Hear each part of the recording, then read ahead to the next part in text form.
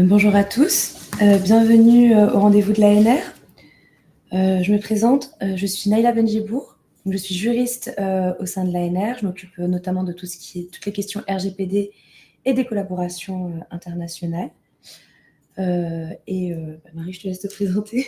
Marie Soulez, je suis avocat au cabinet Lexing Alain Bensoussan Avocat. On collabore depuis longtemps avec l'ANR, notamment sur les problématiques liées à la propriété intellectuelle et au transfert de données dans le cadre des collaborations internationales. Donc voilà, alors donc aujourd'hui, le thème de ce webinaire est donc RGPD et collaboration internationale. Nous allons vous le présenter sous forme de 3 parties. Donc la première, d'abord, on va vous présenter les notions du RGPD et ses obligations. Nous poursuivrons ensuite par la partie 2, où c'est les collaborations internationales et les obligations RGPD. Et enfin, la partie 3, transfert de données. Donc cette dernière partie est un peu plus générale. On va en effet retrouver du RGPD, mais on va aussi avoir un peu de notions concernant tout ce qui est propriété intellectuelle, également les documents communicables ou non vers les tiers ou entre les administrations. Donc voilà. Et aussi concernant les questions, on vous demandera d'attendre la fin du webinaire pour qu'on y réponde. Donc sur la partie 1, maîtriser les notions RGPD et ses obligations, nous verrons d'abord donc le champ d'application du RGPD, les objectifs du RGPD, ses principes fondamentaux, les acteurs d'un traitement, les obligations et devoirs du responsable de traitement et les sanctions en cas de manquement. Donc, le champ d'application du RGPD. Donc, le RGPD est un règlement de l'Union européenne qui constitue vraiment le texte de référence en matière de protection des données à caractère personnel. Il renforce et unifie la protection des données pour les personnes au sein de l'Union. Donc, tout d'abord, on va revoir ensemble quelques notions. Donc, le traitement. Le traitement, c'est toute opération ou ensemble d'opérations portant sur des données, quel que soit le procédé utilisé. Donc, par exemple, lorsque vous avez de la collecte, de la modification, de la conservation, de l'utilisation de données, également des transferts de données. Détruire également une donnée est un traitement, ou également même lorsque l'on va consulter une donnée, c'est un traitement. Et donc, sur les données personnelles, on va revoir rapidement ensemble la définition. C'est tout simplement toute information permettant d'identifier directement ou indirectement une personne physique.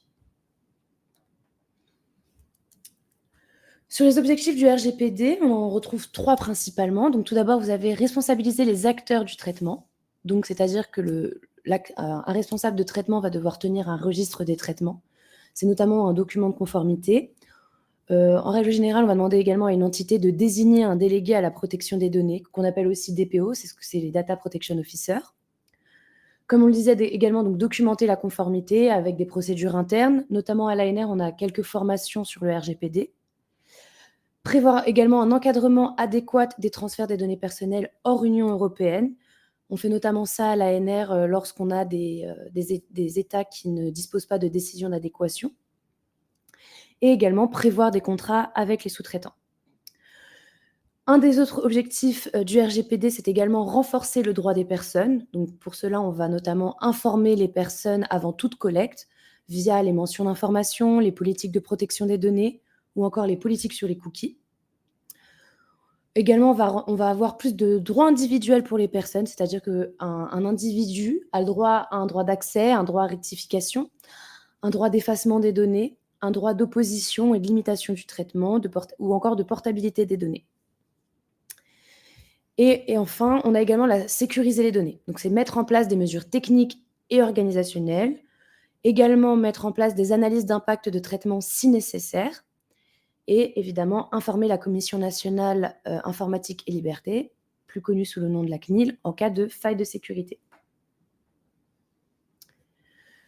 Sur les principes fondamentaux, on va en voir qu'il faut respecter, on va en voir différents.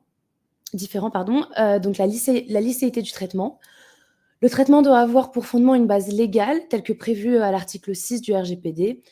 Donc on peut avoir par exemple le consentement de la personne, l'intérêt légitime, respecter une obligation légale ou l'exécution d'une mission d'intérêt public.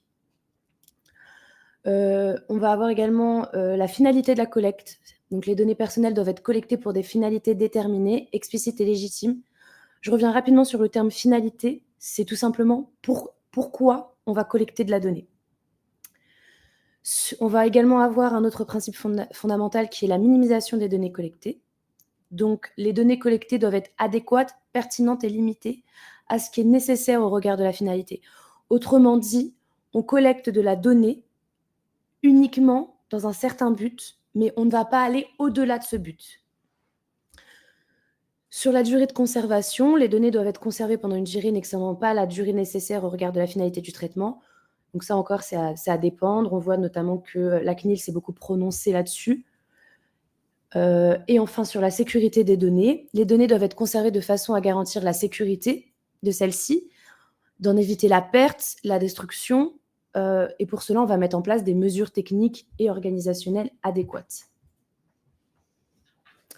Sur les acteurs de traitement, on va observer trois acteurs d'un traitement. Donc tout d'abord, vous avez le responsable de traitement, qui peut être une personne physique ou morale. Ça peut être une autorité publique, un service ou un organisme qui va déterminer les finalités et les moyens du traitement. Donc, comme je l'ai dit un peu plus tôt, les finalités, c'est pourquoi on va collecter, et les moyens, c'est comment on va collecter. Alors, je dis collecter, mais évidemment, on a vu un peu plus tôt, il n'y a pas que collecter, évidemment. Donc, voilà. Un sous-traitant, c'est une personne physique ou morale, une autorité publique, service ou tout autre organisme qui traite les données personnelles pour le compte du responsable de traitement. Évidemment, sa relation avec le responsable de traitement va être encadrée via un contrat en règle générale. Et il faut savoir que c'est réellement le responsable de traitement qui va venir donner des directives aux sous-traitants. Et vous avez donc également ce qu'on va appeler les responsables conjoints. C'est lorsqu'on va mettre en relation deux responsables de traitement, ou plus, qui vont déterminer conjointement les finalités et les moyens du traitement. Donc, comme je le disais un peu plus tôt, on prévoit un encadrement des relations avec ses sous-traitants. Donc, lorsqu'on va avoir une relation entre le responsable de traitement et le sous-traitant, on va s'assurer d'abord de garantir la mise en œuvre de mesures techniques et organisationnelles qui sont suffisantes. On va également, par exemple, si votre sous-traitant décide de prendre lui-même un sous-traitant, il faut avoir une autorisation écrite préalable, spécifique ou générale du responsable de traitement pour le recrutement justement de ce sous-traitant du sous-traitant. On va donc encadrer par un contrat la relation entre le sous-traitant et le responsable de traitement. Donc, on va notamment mettre en place l'objet, la durée, la finalité, des clauses collaboratives. Donc voilà. On va également venir encadrer comment les données vont être traitées. Donc, on va venir donner des instructions à l'intérieur de ce contrat. Également, on a une obligation de confidentialité du sous-traitant vers le responsable de traitement. Évidemment, dans ce contrat, on va rencontrer le fait qu'il faut respecter les exigences de sécurité du règlement. Par ailleurs, il faut également savoir que le sous-traitant a une obligation d'aide du responsable de traitement pour donner suite aux demandes d'exercice de droits des personnes, mais également en cas de violation de données. On a ce qu'on appelle les clauses de collaboration, qui sont des clauses le plus souvent qui sont intégrées dans ce type de contrat, dans lesquelles on oblige le sous-traitant à venir en aide au responsable de traitement en cas de violation des données. Il faut également mettre une clause qui va prévoir le sort des données en cas de résiliation, par exemple, mais aussi en cas de fin de contrat avec le sous-traitant. Vous avez différents types de fins, si je puis dire. C'est-à-dire que vous pouvez demander à votre sous-traitant soit tout simplement de détruire toutes les données. Et dans ces moments-là, je conseille d'ailleurs de prévoir dans ces clauses un certificat de destruction des données. Vous pouvez également demander le renvoi des données si vous êtes soit à votre nouveau sous-traitant, soit directement à vous-même. Et là aussi, je préconise de mettre en place un calendrier organisationnel pour assurer la continuité de votre activité.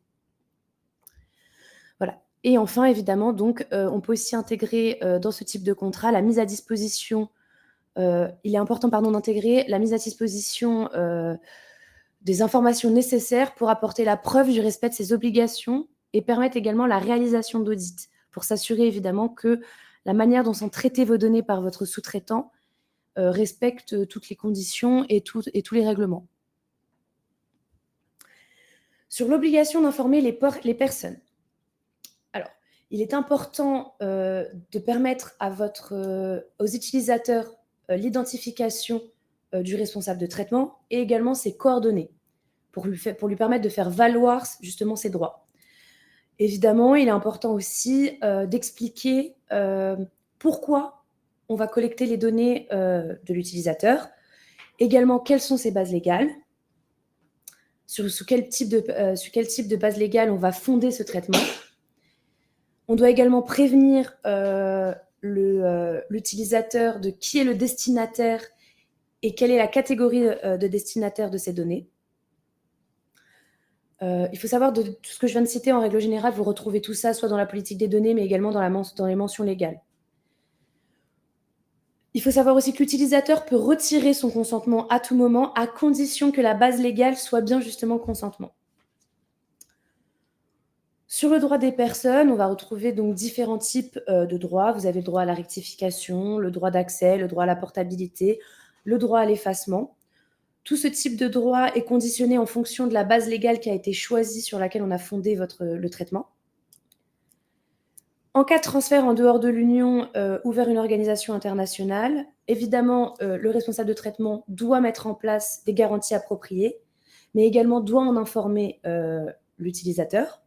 Donc, encore une fois, en règle générale, on va mettre ça via des politiques de données.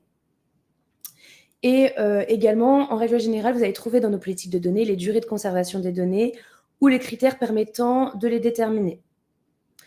Il faut savoir aussi que vous avez droit à des informations complémentaires.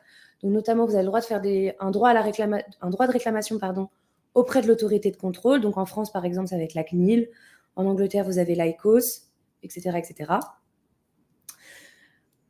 Vous avez également un autre droit d'information complémentaire sur la question de savoir vous avez également d'autres informations complémentaires qui peuvent découler d'obligations réglementaires, contractuelles ou suite à l'exigence d'un contrat.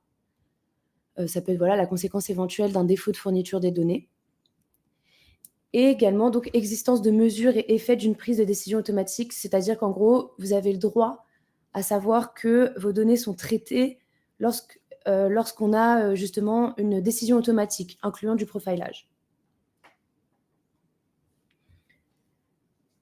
Alors, sur assurer la sécurité des données personnelles. Vous avez l'obligation de mettre en œuvre, lorsque vous êtes responsable de traitement, les mesures techniques et organisationnelles appropriées afin de garantir un niveau de sécurité adapté aux risques. Donc, notamment, vous pouvez avoir de la pseudonymisation ou du chiffrement des données. Vous devez également assurer des moyens pour garantir la confidentialité, l'intégrité constante des systèmes et des services de traitement de données. Vous devez également mettre en place des moyens permettant le rétablissement de la disponibilité des données et de leur accès dans des délais appropriés en cas d'incident. Et également mettre en place souvent des procédures de tests, d'analyse et d'évaluation régulières pour assurer l'efficacité des politiques de sécurité. En cas de violation des données, ce dont on parlait tout à l'heure, donc les violations de données, c'est en cas de destruction, perte, altération ou divulgation non autorisée des données. Il est important de le notifier à la CNIL dans un délai de 72 heures et également de le communiquer aux personnes concernées en cas de risque élevé. Donc, c'est si on observe une atteinte forte sur les données personnelles. Concernant les sanctions en cas de manquement, on va avoir différents types de sanctions. Lorsqu'on a des absences de registre, une absence d'analyse d'impact si nécessaire, donc autrement dit, absence de documentation de conformité, on peut observer des sanctions qui peuvent aller jusqu'à 10 millions d'euros ou aussi 2% du chiffre d'affaires. Et en cas de non-respect de la limitation de conservation de données, non-respect du droit des personnes ou encore non-respect des règles en matière de transfert des données, on peut observer des sanctions qui peuvent aller jusqu'à 20 millions d'euros d'amende ou 4% du chiffre d'affaires. Sur les sanctions en cas de manquement, on observe quand même qu'en 2023, on a eu environ 157 contrôles sur place, 128 contrôles en ligne, 38 contrôles sur pièce et 17 contrôles sur audition. On a eu également 42 sanctions en 2023, donc accroissement du nombre de mesures adoptées, mise en œuvre de la procédure dite de la sanction simplifiée, d'un accroissement également des réclamations et de la coopération européenne. Les décisions de sanctions ont été portées sur des thématiques variées et ont concerné des acteurs de taille et de secteurs divers. Une sanction sur 3 comporte un manquement à la sécurité des données et 36 amendes pour un montant total de 89 179 500. Oui, il y a un zéro en trop. Donc voilà. Et sur les mises en demeure en 2023, nombre de records de mises en demeure avec 168 décisions prononcées. Secteurs et problématiques variés encore une fois. Donc on peut observer l'exercice des droits, défaut de coopération avec la CNIL et géolocalisation des procédures. Et 2 séries de décisions ont été adoptées sur les thématiques, sur les thématiques spécifiques. Pardon. Et voilà. Et Marie, je te laisse prendre le relais sur la partie 2. Donc, en deuxième partie, on va voir plus spécifiquement les problématiques liées aux collaborations internationales et aux obligations relatives à la protection des données à caractère personnel. Donc, 5 parties. D'une part, le cadre des collaborations internationales, la problématique des transferts de données personnelles hors Union européenne, la notion de responsabilité conjointe, l'obligation de désigner un DPD dans le cadre des collaborations internationales et un résumé, une synthèse des parties précédentes, à savoir les actions à mettre en œuvre dans le cadre d'une relation internationale. Alors, 2 principes clés sont importants dans cette problématique, qui sont d'une part la notion de flux transfrontière et la notion de responsabilité conjointe. Alors, je vais revenir de façon détaillée sur ces 2 notions, mais il faut savoir d'une part qu'en matière de flux transfrontières hors de l'Union européenne, le RGPD va imposer des restrictions strictes sur les transferts de données personnelles, qu'on appelle également des pays tiers. L'objectif va être de s'assurer que les données personnelles vont bénéficier à l'extérieur de l'Union européenne d'un niveau de protection adéquat. Et on va devoir, dans ce cadre-là, s'assurer que les transferts sont faits en conformité avec le RGPD, avec un certain nombre de mécanismes qui peuvent être mis en œuvre. La deuxième notion qui apparaît sur ce slide, c'est celle de responsabilité conjointe. La responsabilité conjointe, dont Néla a déjà un petit peu parlé, va survenir lorsque 2 ou plusieurs parties vont déterminer ensemble les finalités et les moyens du traitement des données personnelles. C'est-à-dire qu'on va avoir plusieurs responsables de traitement conjoints. Et ces personnes vont partager la responsabilité de la conformité avec le RGPD et vont devoir coopérer pour assurer la protection des droits des personnes concernées. Alors, tout d'abord, le transfert de données personnelles hors Union européenne. Vous avez ici la carte du monde avec 5 types de grands types de pays tiers. Alors, les pays membres de l'Union européenne, facile, ils sont en bleu marine, c'est simple. Ensuite, on a une catégorie de pays que l'on va retrouver en bleu un peu plus clair, qu'on va appeler les pays adéquats. C'est-à-dire que ce sont des pays pour lesquels la Commission européenne a décidé qu'alors même qu'ils sont à l'extérieur de l'Union européenne, ils vont offrir un niveau de protection des données dit adéquat, à savoir équivalent à celui de l'Union européenne. Et cette décision de la Commission, elle est prise après une évaluation rigoureuse à la fois des lois, mais également des pratiques qui sont mises en œuvre dans le pays concerné en matière de protection des données. Dans ce cadre-là, le transfert de données est libre sous réserve de respecter les obligations contractuelles. On va avoir des pays qu'on va appeler en adéquation partielle, donc c'est les bleus un peu plus clairs, comme les États-Unis, à savoir que ces pays vont avoir des accords partiels ou spécifiques qui sont souvent sectoriels et qui vont permettre des transferts de données sous certaines conditions ou pour certains types de traitements. Autrement dit, ces pays offrent une protection, mais qui n'est pas considérée comme complète, et il n'y a que dans certains domaines que des transferts de données vont pouvoir intervenir. On a ensuite les pays qui sont des pays pour lesquels il existe des autorités indépendantes ou des lois de protection des données à caractère personnel, donc c'est les violets. À savoir qu'il va y avoir dans ces pays-là et où des autorités de protection des données personnelles ou des lois relatives à la protection des données. Alors, ça joue un rôle crucial puisque, en l'occurrence, on va considérer que ces pays ont un début de réglementation qui n'est certes pas équivalent à celui de l'Union européenne, mais qui existe. Et ils peuvent d'ailleurs parfois avoir des lois assez robustes qui vont venir régir la collecte, le traitement ou le transfert des données. Ça va être le cas, par exemple, de la Nouvelle-Zélande ou du Brésil. Et enfin, certains pays n'ont pas de législation du tout. Donc, c'est les pays en gris. Alors, il n'y en a pas beaucoup, mais il y en a quand même un certain nombre. Et dans ces cas-là, les transferts de données doivent être soigneusement encadrés pour éviter toute violation des droits des individus. Et on va être obligé, alors c'est le cas à chaque fois qu'il n'y a pas de décision d'adéquation, donc à chaque fois qu'on n'est pas dans un pays bleu foncé, mais toujours est-il, dans ces pays pour lesquels il n'y a pas de loi, il faut être excessivement prudent et prendre des précautions vraiment complémentaires, que ça soit contractuel avec la valeur que ça a, mais également technique et organisationnelle, puisque on va avoir une protection, on va dire, minimale. Donc, si on résume cette carte de façon schématique, qu'est-ce qu'on va faire? On va, s'interroger sur le point de savoir si oui ou non il y a des flux de données personnelles hors de l'Union européenne. Donc, s'il n'y en a pas, pas de problématique particulière. Et l'hypothèse où il y a ces flux de données, on va venir prévoir un encadrement adéquat.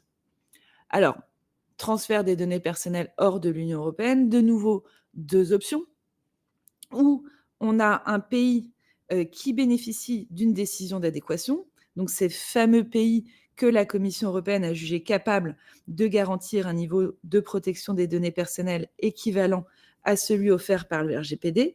À ce moment-là, les transferts de données se font sans encadrement spécifique, ils sont simplifiés.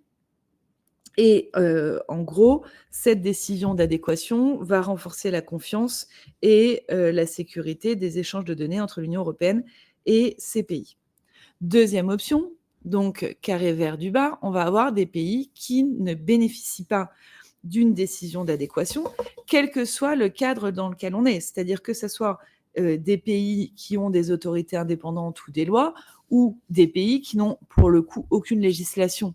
La réglementation est la même, c'est-à-dire qu'il va le transfert des données personnelles vers ces pays, quand il est nécessaire, va être soumis à des conditions plus strictes, puisqu'on va organiser entre les partenaires le niveau de protection attendu et adéquat qui doit être celui du RGPD. Donc, les entités vont mettre en place des garanties contractuelles, techniques et organisationnelles pour protéger les données personnelles qu'on va revoir. Alors, quand ce n'est pas possible de la même manière, mais on va en reparler, on va chercher le consentement, etc. Alors, il faut bien savoir que dans ces pays qui ne bénéficient pas d'une décision d'adéquation, voire qui ne bénéficient même pas d'une réglementation, on est dans une situation de risque accru que les données ne soient pas protégées de manière adéquate et qu'il y ait des violations de données à caractère personnel et de là, des atteintes aux droits des individus. Donc, il faut tout de même s'interroger très sérieusement, quand on est dans ce type de pays, sur la nécessité d'organiser un flux de données à l'extérieur de l'Union européenne. Typiquement, est-ce que dans une collaboration internationale, on a vraiment besoin d'aller héberger des données dans un pays qui n'a aucune réglementation, alors même que certains partenaires, eux, sont au sein de l'Union européenne et peuvent offrir un hébergement de données qui soit conforme et qui vienne minimiser les risques. Alors, pour faire un peu d'actualité ancienne, mais quand même, Pour comprendre un petit peu cette problématique de transfert de données personnelles hors de l'Union européenne, on a eu des actualités de la Cour de justice de l'Union européenne qui permettent de mieux comprendre. Par exemple, je pense que vous avez tous entendu parler de cet arrêt Schrems qui est venu invalider le Privacy Shield. Alors, ce n'était pas neutre à l'époque, puisque ce Privacy Shield, il encadrait les transferts de données avec les États-Unis. Donc, il faut savoir que quand on a une décision d'adéquation avec un pays, non seulement ça facilite effectivement le transfert des données, mais surtout ça a un impact excessivement important sur le commerce et les relations d'affaires entre l'Union européenne et le pays considéré. Donc, le jour où on invalide le Privacy Shield, en réalité, c'est économiquement également un tsunami, puisqu'on s'interroge sur les conséquences que ça va avoir sur les relations commerciales entre les États-Unis et l'Union européenne. Bon, c'était une divagation. Toujours est-il qu'en l'occurrence, alors même que les États-Unis sont un pays qui est un pays qui a des réglementations, qui est encadré, on s'est rendu compte, et la CJUE a estimé finalement que le Privacy Shield, à savoir cet accord entre les États-Unis et l'Union européenne, ne garantissait pas un niveau de protection adéquat pour les données personnelles transférées vers les États-Unis, alors les données personnelles des ressortissants de l'Union européenne. Et qu'est-ce qui a été critiqué en réalité? C'est la surveillance de masse pratiquée par les autorités américaines. Donc voilà un premier exemple. Alors, qu'est-ce qu'on a eu à la suite de ça?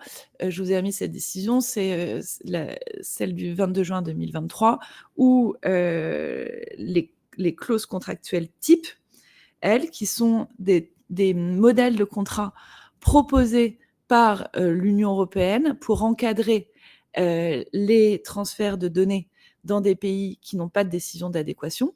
Donc, la CJUE est venue s'interroger sur la validité ou non de ces clauses contractuelles type mises à disposition par la Commission européenne. Et en l'occurrence, elle a confirmé que les clauses contractuelles type étaient un mécanisme valide pour le transfert des données personnelles vers les pays tiers, mais, parce qu'il y a toujours un mais en matière de données personnelles, la Cour a toutefois souligné qu'il était nécessaire que des garanties supplémentaires, donc on va être sur des garanties techniques et organisationnelles, soient mises en place pour assurer la protection des données transférées, à savoir que les entités qui procèdent à ces transferts évaluent les risques et viennent adopter des mesures pour protéger les données contre tout accès ou autre non autorisé. Alors, deux autres décisions amusantes, mais c'est l'humour de juriste, mais tout de même, donc, elles concernent Google Analytics. Alors, Google Analytics, c'est ces fameux petits cookies GT qui se mettent sur nos ordinateurs et qui ont interrogé deux autorités de protection des données qui sont l'autorité française, la CNIL, et l'autorité autrichienne, la DSB. Alors, en février 2022, donc la CNIL, chez nous, a jugé que l'utilisation de Google Analytics pour un site web français entraînait de fait un transfert illégal de données à caractère personnel vers les États-Unis. Et la CNIL a ordonné à l'éditeur du site web d'adapter son utilisation de Google Analytics ou de le cesser sous sa forme.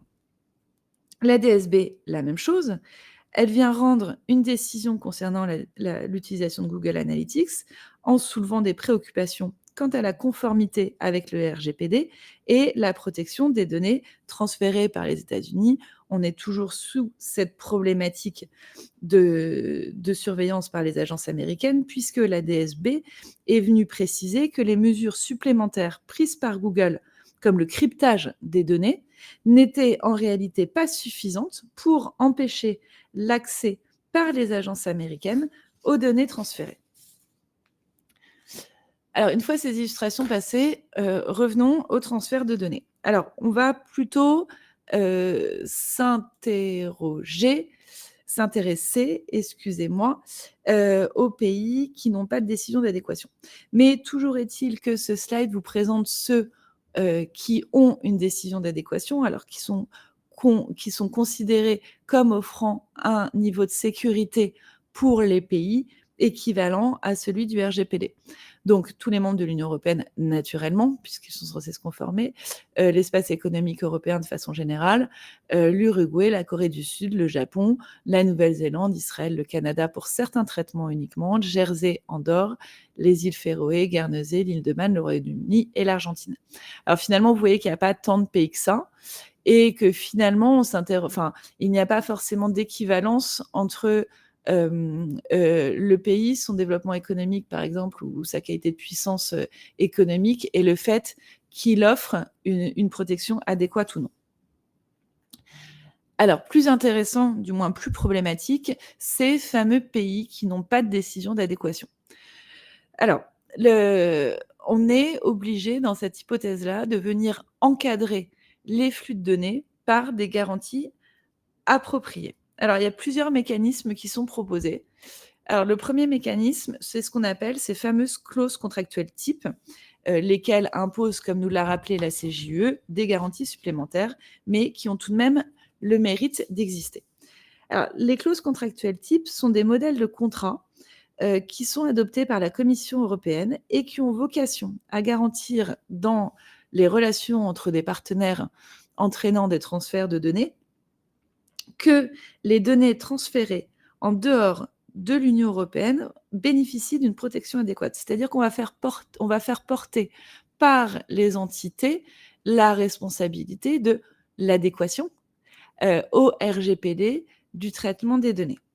Donc, les entreprises et entités de quelque nature qu'elles soient vont utiliser ces clauses pour encadrer les transferts de données vers des pays tiers, étant précisé qu'elles vont devoir mettre ces fameuses mesures supplémentaires, techniques et organisationnelles en place.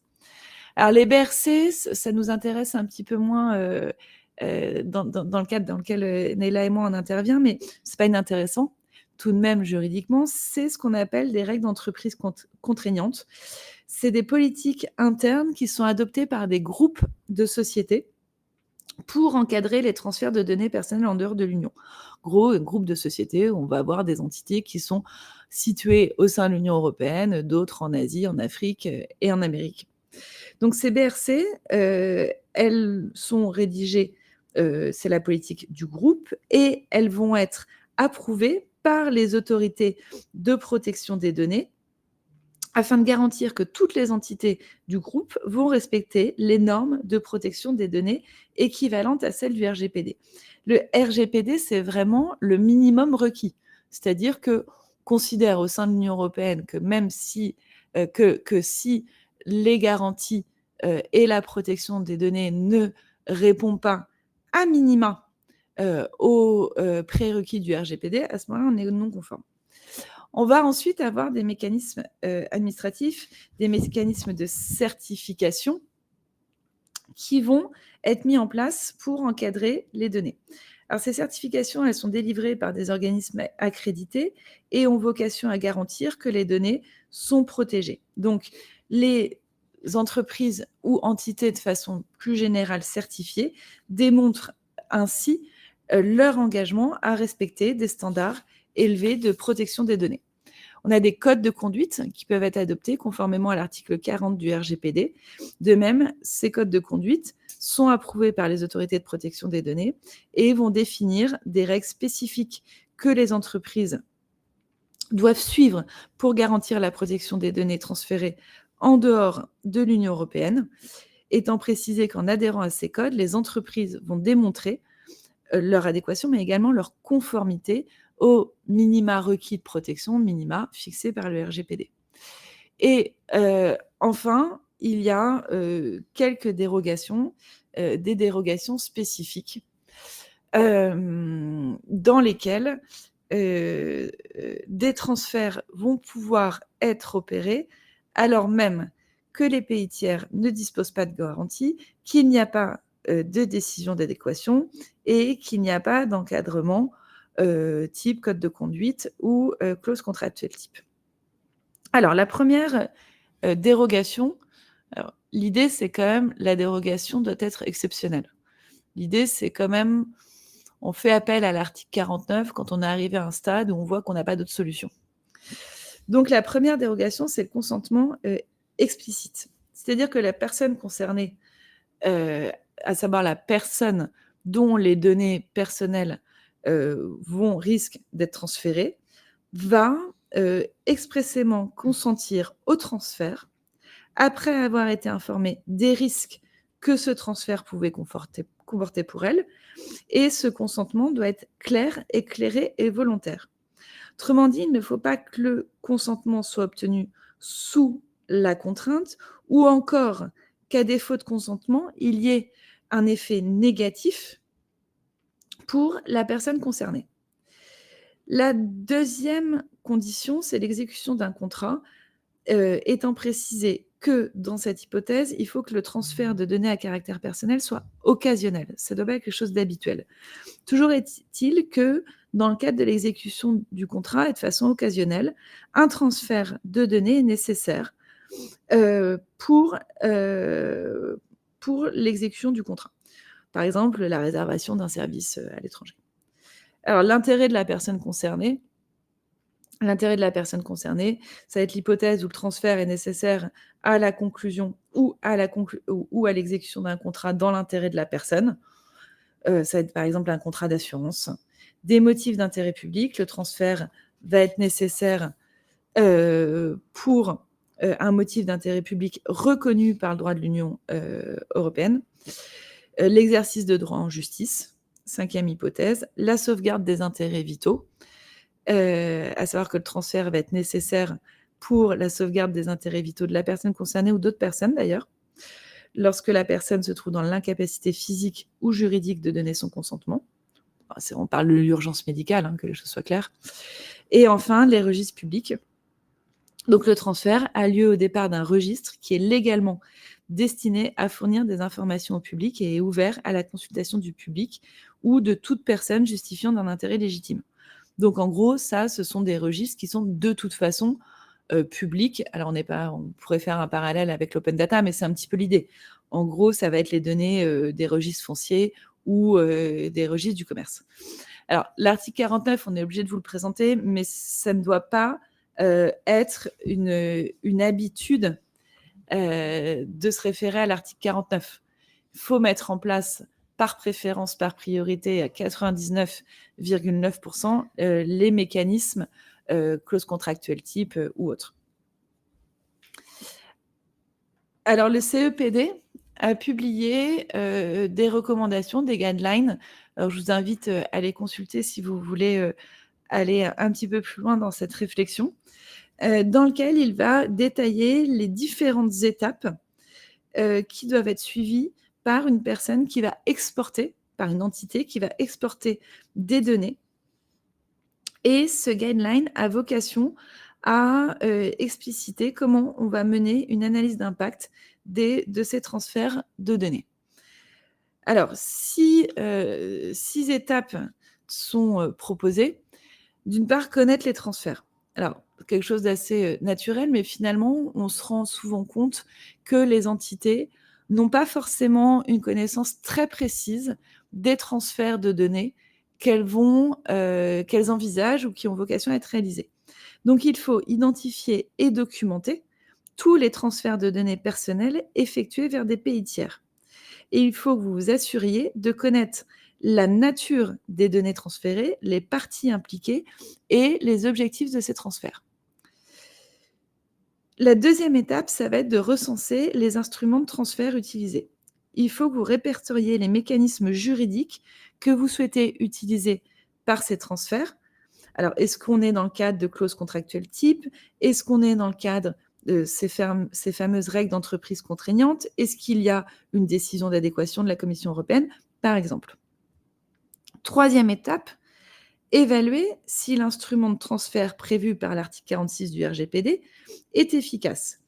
Typiquement, vous avez conclu des clauses contractuelles type, et est-ce que les clauses contractuelles type répondent aux exigences de l'article 46 et est-ce qu'il y a bien toutes les circonstances du transfert qui sont prises en compte par ces clauses contractuelles type, ainsi qu'une évaluation des risques potentiels pour les données personnelles et les moyens propres à y remédier. 4e étape, il faut que vous adoptiez donc ces fameuses mesures supplémentaires qui sont imposées par la CJUE, que la CJUE rappelle, à savoir si l'instrument de transfert n'est pas suffisant pour garantir une protection adéquate, il va falloir que vous renforciez la sécurité et la confidentialité des données. Enfin, donc les étapes à suivre pour maximiser la sécurité du données, donc tout ce que vous allez pouvoir compléter. Est-ce qu'il y a des clauses supplémentaires dans les contrats? Est-ce qu'il y a des mesures techniques complémentaires, des mesures d'anonymisation, par exemple? Ou de façon générale, quelles procédures vous allez mettre en œuvre pour maximiser la sécurité et offrir à minima le niveau du RGPD? Et enfin, quand on a fait tout ça, on le refait régulièrement, à savoir, il faut que vous réévaluiez régulièrement les transferts de données et les mesures que vous avez mises en place pour vous assurer qu'elles restent conformes aux exigences du RGPD, mais également qu'elles sont bien mises en œuvre par vos partenaires. Tout à l'heure, Nella vous rappelait la possibilité de faire des audits, que ce soit des audits juridiques, mais aussi des audits techniques et organisationnels.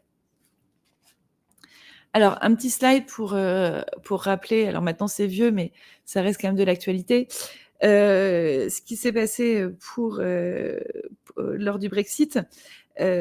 Donc, le Royaume-Uni était membre de l'Union européenne, donc était considéré comme fournissant des garanties appropriées, puisqu'il devait à minima se conformer à la réglementation qui était la sienne. Donc, qu'est-ce qui se passe? Le Brexit, le Royaume-Uni sort de l'Union européenne et du coup, on passe au niveau de la Commission européenne dans le processus et dans le circuit normal, à savoir, est-ce qu'une décision d'adéquation peut ou non être prise? À savoir, est-ce que le Royaume-Uni offre un niveau de garantie suffisante? Donc, en l'occurrence, oui. Il y a bien une décision d'adéquation pour le Royaume-Uni, donc qui a été adoptée le 28 juin 2021, et les transferts de données depuis l'Union européenne vers le Royaume-Uni, qui offre un niveau de protection adéquat, sont considérés comme conformes aux règles de l'Union européenne, et on reste du coup dans une situation où on peut faire un transfert et un traitement de données simplifié. Donc voilà pour l'encadrement des flux de données à l'extérieur de l'Union européenne. Alors, deuxième notion importante, c'est cette notion de responsabilité conjointe. Souvent, dans le cadre des collaborations internationales, en réalité, on se rend compte qu'on n'a pas une entité qui va être responsable de traitement et d'autres qui vont être sous-traitants, mais souvent, on va avoir plusieurs entités qui sont dans des pays distincts, qui vont conjointement déterminer les finalités et les moyens du traitement des données à caractère personnel. C'est-à-dire qu'ensemble, elles vont décider pourquoi les données sont traitées et les moyens du traitement, à savoir comment elles sont traitées. Alors, dans cette hypothèse-là, le RGPD impose, et c'est l'article 26, que les responsables du traitement conjoint établissent un contrat formel. Ce contrat va devoir définir la finalité du traitement, à savoir décrire comment et pourquoi les données seront traitées, les moyens du traitement, à savoir les méthodes et les outils utilisés pour le traitement, et les responsabilités respectives de chaque partenaire qui est responsable conjoint de traitement, à savoir, par exemple, on va pouvoir avoir un partenaire qui va être en charge du droit des personnes, un partenaire qui va être en charge de la sécurité des données. Donc, on va clarifier les responsabilités et les rôles de chacun. De nouveau, le CEPD nous aide et fournit un guideline pour comprendre comment traiter la problématique lorsque des traitements impliquent plusieurs entités. Alors, la première chose qui est importante, c'est que la responsabilité conjointe n'est pas automatique. C'est-à-dire, et Nella le disait tout à l'heure, qu'il y a deux autres qualités qui sont importantes, voire trois. Bref, on peut avoir un responsable de traitement, une personne qui est sous-traitant, c'est-à-dire qui traite les données pour le compte du responsable de traitement, et alors même qu'on a des données identiques ou similaires, on peut avoir ce qu'on appelle les responsables de traitement disjoints. Donc, le responsable de traitement disjoint, ce sera pour la version 2025 de l'ANR Tour. Toujours est-il qu'il faut quand même s'interroger sur le point de savoir si oui ou non on est dans le cadre d'une responsabilité conjointe de traitement, et il ne suffit pas qu'il y ait une collaboration entre les parties pour établir cette responsabilité. Ensuite, le CEPD, toujours dans son guide, va nous donner les critères de détermination. Donc, pour qu'il y ait responsabilité conjointe, le CEPD rappelle que les parties doivent participer à la fois à la détermination des finalités du traitement et aux moyens du traitement. Et c'est le troisième point qui est majeur, c'est qu'il faut faire une analyse du traitement au cas par cas pour chaque situation de traitement. C'est-à-dire que l'analyse, elle ne se fait pas pour une relation contractuelle globale, mais traitement par traitement. C'est-à-dire que dans une même relation, vous pouvez très bien avoir sur certains traitements une responsabilité conjointe, ce qui ne sera pas le cas pour d'autres traitements de données à caractère personnel. Enfin, le quatrième point, le critère de participation conjointe. Il faut considérer l'hypothèse où en réalité le traitement ne peut pas être réalisé sans la participation conjointe des entités, à la fois dans la détermination des finalités, mais également dans la détermination des moyens. C'est à ce moment-là et à ce seul moment où, lors de notre analyse au cas par cas, on va pouvoir identifier qu'au final, le traitement ne peut se faire qu'avec la contribution conjointe des responsables du traitement. Et alors, on va parler de responsabilité conjointe. Alors, responsabilité conjointe ne veut pas dire non plus responsabilité équivalente, à savoir qu'il y a une variabilité des niveaux de responsabilité. Et c'est là où le contrat prend d'ailleurs tout son sens, ce fameux contrat de l'article 26. C'est-à-dire qu'alors même que la responsabilité conjointe est établie, chaque entité impliquée aura et définira contractuellement son niveau de responsabilité. Et la répartition des responsabilités variera en réalité naturellement en fonction des rôles et des contributions de chaque partie. Donc, dit autrement, l'article 26 va imposer ce contrat qui va définir les obligations de chacun des responsables conjoints dans une mesure qui va refléter les rôles de chacun, avec l'indication des relations de chacun avec les personnes concernées, et enfin, la mise à disposition de ces règles-là aux personnes concernées. On revient au droit à l'information des personnes concernées dont parlait tout à l'heure Néla, à savoir que les personnes ont le droit de connaître, alors pas le détail du contrat, mais du moins les grandes lignes dans le cadre de leur droit à l'information. Alors, toujours cette problématique de collaboration internationale et de pays multiples. Alors, dans le cadre de certaines collaborations internationales, il va vous être demandé de mettre en place un référent RGPD. Donc, ce référent RGPD, il est un point de contact central pour recenser les questions et les sujets liés à la protection des données.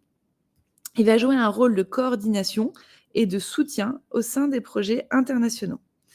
Alors, il peut être particulièrement utile, ce référent RGPD, puisqu'il va aider les partenaires qui, en raison de leur taille ou de leur situation, n'ont pas de délégué à la protection des données ou de référent interne dédié aux questions des RGPD, en fournissant par exemple des conseils, en clarifiant certaines exigences, en aidant à gérer les préoccupations qui sont liées à la protection des données. Alors, il n'est pas responsable de la conformité des partenaires, ce référent RGPD. La responsabilité de respecter les exigences du RGPD incombera toujours, même dans l'hypothèse où un référent RGPD a été désigné. Donc, la responsabilité de respect des exigences incombera toujours à chaque partenaire pris individuellement, et chaque partenaire devra s'assurer lui-même de sa propre conformité par ses propres moyens. Le référent, il ne va avoir pour rôle que de fournir un soutien et des conseils sans remplacer la responsabilité individuelle. Alors, c'est assez intéressant parce que même si ce référent RGPD ne prend pas en charge la conformité des partenaires, dans le cadre de collaboration internationale, ça peut être quand même un point de contrôle, de contact pour recenser les questions qui peuvent être communes à plusieurs entités. C'est-à-dire qu'on peut avoir, par exemple, un pays d'Amérique latine et un pays d'Asie qui se posent la même question. Et en réalité, ce référent RGPD va pouvoir fournir des conseils ou clarifier les exigences que les différents partenaires ne comprennent pas forcément. Alors, en résumé, en un slide de tout ce qui a été dit précédemment, en fonction des différents scénarios envisageables, qu'est-ce que vous devez faire? Conclure un accord de convention de données quand on est à l'intérieur de l'Union européenne, c'est ces fameux DPA, les Data Process Agreements. Quand on a une collaboration sans transfert hors de l'Union européenne, pas de problème. En revanche, quand on a un transfert hors de l'Union européenne, vous allez regarder s'il y a un accord de co-responsabilité qui doit être conclu en cas de responsabilité conjointe et voir si effectivement des garanties appropriées sont mises en place. Et je rends la parole à Neila pour la dernière partie. Alors, la dernière partie, elle est un peu plus générale, je dirais. Donc, on va retrouver évidemment du RGPD, mais on va aussi retrouver un peu de propriété intellectuelle, car l'idée, c'est un peu d'expliquer quand est-ce qu'on peut transférer ou pas certains documents. Donc, en premier lieu, on verra donc les documents qui ne sont absolument pas communicables, d'autres qui le seront un peu plus selon le destinataire, et enfin les documents dont on va un peu vider de leur substance, avec des données restreintes. Donc, sur les documents qu'on ne peut pas communiquer, on va avoir les documents qui font donc l'objet d'une diffusion publique. On a également les documents que l'établissement ne possède tout simplement pas. Les documents aussi qui ont disparu, qui n'existent pas. On a aussi les documents qui font l'objet de demandes abusives de par leur nom, ou alors de par leur caractère répétitif. Également les documents qui sont inachevés ou qui sont en cours d'élaboration jusqu'à prise de décision. Les documents préparatoires, évidemment. Et évidemment, donc les documents sur lesquels les tiers détiennent des droits à la propriété intellectuelle, donc qui se rattachent à une activité non administrative, donc juridictionnelle, judiciaire, de contrôle, ou encore à une enquête ou encore à une activité privée. Ces documents-là, évidemment, on ne peut pas les communiquer. Et évidemment, donc, les documents à caractère personnel dont l'accès implique la mise en œuvre de requêtes informatiques complexes ou d'une succession de requêtes particulières qui diffèrent de l'usage courant. Donc, c'est-à-dire notamment les données brutes ou agrégées par thématique, également les données qui vont concerner le genre, etc., etc. Également aussi, on va avoir les documents qui sont couverts par le secret, donc dont la divulgation porterait atteinte au secret protégé. Donc, notamment, on peut penser à la défense nationale, à la mise en œuvre de politiques extérieures de la France, à la sûreté de l'État, à la sécurité publique, à la sécurité des systèmes d'information des administrations des personnes, et évidemment, le secret des affaires. Dans le secret des affaires, on va retrouver 3 sous-catégories. Donc, le secret des procédés. Donc, en règle générale, on va mettre dans le secret des procédés tout ce qui est technique de fabrication, travaux de recherche, moyens humains, matériel utilisé, nombre ou qualification du personnel, secret des brevets. On va également avoir dans le secret des affaires le secret des informations économiques et financières, donc le chiffre d'affaires, le volume de production, la capacité d'exploitation, le montant des investissements. Et aussi le secret des stratégies commerciales. Donc ça va être en règle générale le rapport prix et remise, la liste des fournisseurs ou encore la politique de développement à l'exportation. Donc tout ce que je viens de citer sur ces 2 slides sont donc les données que nous ne pouvons pas communiquer. Ensuite, donc, on va voir ici donc, la deuxième partie, donc les documents ou données communicables selon l'interlocuteur.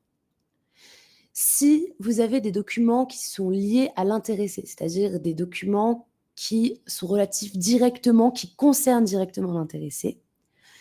Ces documents peuvent être communiqués à celui-ci, donc avec appréciation sur une personne physique, également protégés par le législateur, donc par exemple secret en matière industrielle et commerciale, secret des dossiers médicaux et protection de la vie privée. Si cela concerne directement l'intéressé, on peut lui communiquer.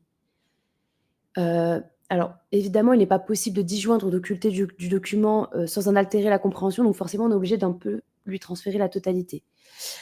Les informations à caractère médical aussi peuvent être également transférées, mais uniquement, encore une fois, je le souligne, que à l'intéressé. Donc, on peut notamment penser, donc là, on donne quelques exemples à des documents qui peuvent lui être transférés, donc les dossiers administratifs d'un agent, les motifs de rejet de l'offre à un marché public, le nom des évaluateurs à l'issue de la procédure de sélection, les évaluations, les expertises, les avis, les recommandations relatifs à l'évaluation d'un projet après prise de décision.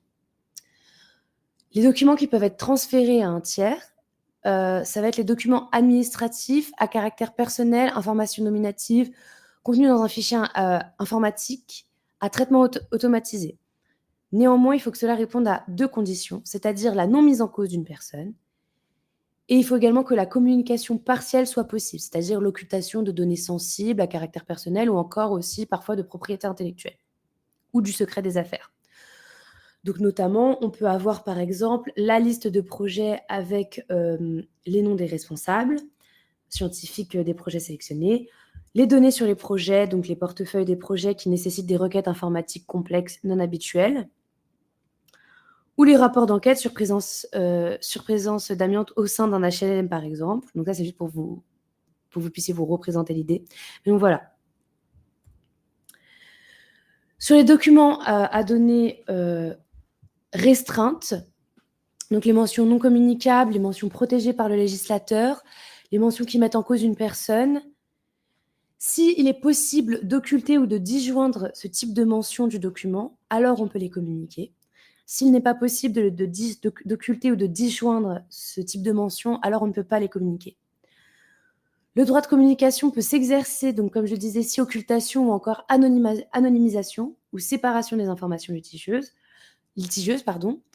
Donc, encore une fois, ça se fait au cas par cas. C'est à voir s'il est possible matériellement ou non de diviser, entre guillemets, le document, si on peut le vider de sa substance. Et puis, il faut également s'assurer que cela ne dénature pas non plus le sens du document et ne prive pas non plus l'intérêt de la communication. Donc, on peut parfois transférer, par exemple, des rapports scientifiques, des rapports de choix d'offres pour les marchés publics. C'est d'ailleurs déjà arrivé à l'ANR qu'on transmette des rapports scientifiques, mais on les a évidemment vidés de leur substance en termes de propriété intellectuelle.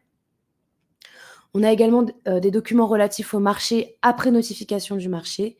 C'est communicable avec occultation des données sensibles. D'ailleurs, on a fait une fiche d'âge sur les données essentielles des marchés publics qui est à l'heure actuelle accessible sur le site de l'ANR.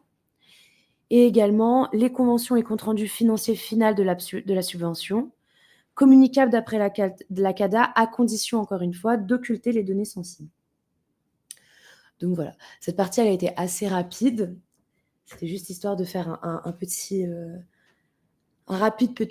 piqûre de rappel. Donc voilà, est-ce que nous avons des questions ?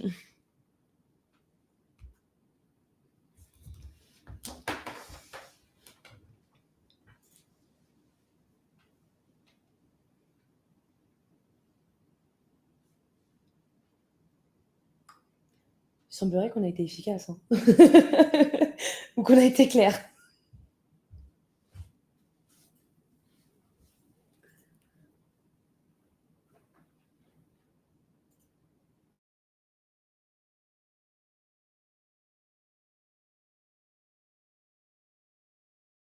Question. Oui, donc pour répondre à la question, toute l'Union européenne applique vraiment le RGPD. Donc, en termes de réglementation européenne, il y a 2 types de grandes réglementations qui sont les directives et les règlements. Les règlements sont d'application automatique dans l'ensemble des pays membres.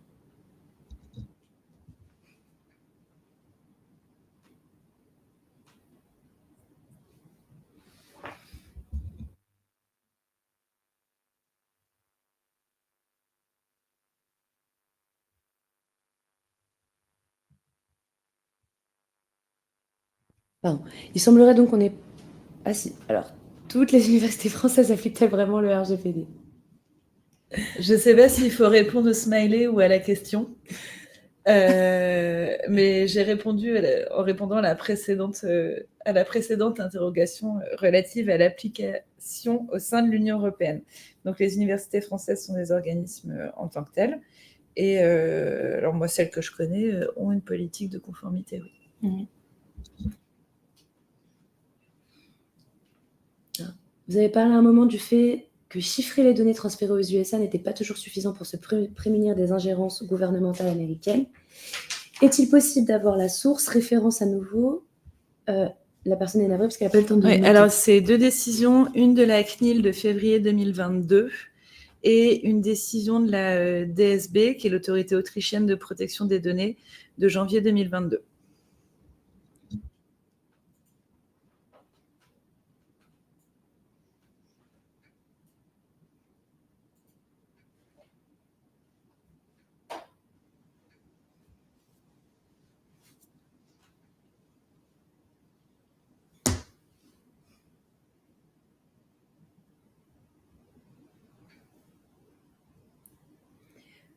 Alors, si on n'a pas d'autres questions, on va arrêter ce webinaire. On vous remercie pour l'attention que vous... Ah, non, on a encore une question. C'est quoi exactement un accord de convention de Alors, données ? c'était pas très bien, effectivement, c'était pas très, très malin comme slide sans l'anticiper. C'était plutôt en référence à la première partie, qui est celle de Nella. C'est-à-dire qu'à partir du moment, même si on est au sein de l'Union européenne, il n'y a pas de flux transfrontière de données en tant que tel. En revanche, si il y a deux entités, deux personnes morales qui traitent, que ça soit conjointement ou dans le cadre d'une relation de responsable de traitement sous-traitant des données, à ce moment-là, il faut dans tous les cas un accord de convention de données. C'est ce qu'on appelle couramment les Data Process Agreements, qui viennent déterminer les rôles et responsabilités de chaque partie dans le traitement des données.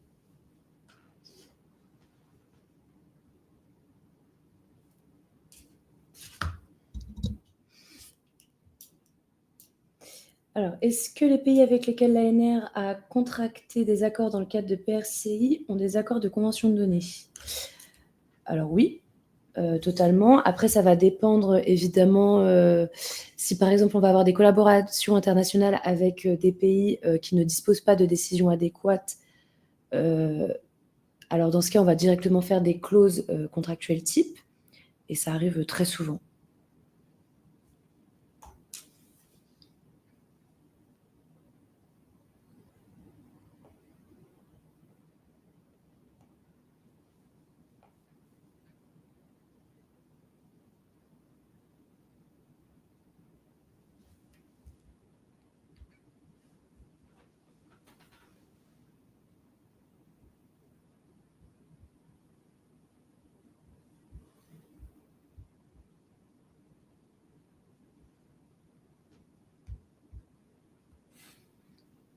Voilà. Est-ce qu'on peut vous écrire un mail si on a d'autres questions ? Alors, j'ai peur de dire oui parce qu'après j'ai peur que ma boîte mail elle soit inondée. Je pense qu'on aura d'autres webinaires pour répondre à d'autres questions parce que sinon je sens que ça va être compliqué par la suite à gérer.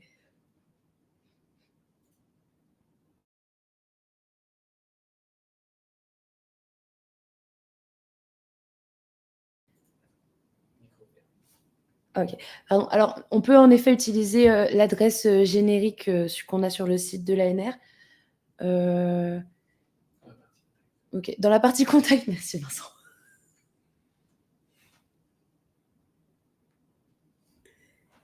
Bonjour, y a-t-il des particularités pour la France vis-à-vis des autres pays européens ? Oui et non. En fait, le RGPD donne un minima, alors un minima maximal, vous allez me dire, mais un minima de protection, et après, certains éléments sont optionnels, et les réglementations locales peuvent prendre le relais. Et d'ailleurs, en France, alors on parle toujours du RGPD, mais en réalité, ce qui s'applique, c'est la loi informatique et liberté de 1978. dans sa version en vigueur à la date d'aujourd'hui, à savoir dans sa version conforme au RGPD. Mais après, ce n'est pas des particularités qui font des nœuds au cerveau.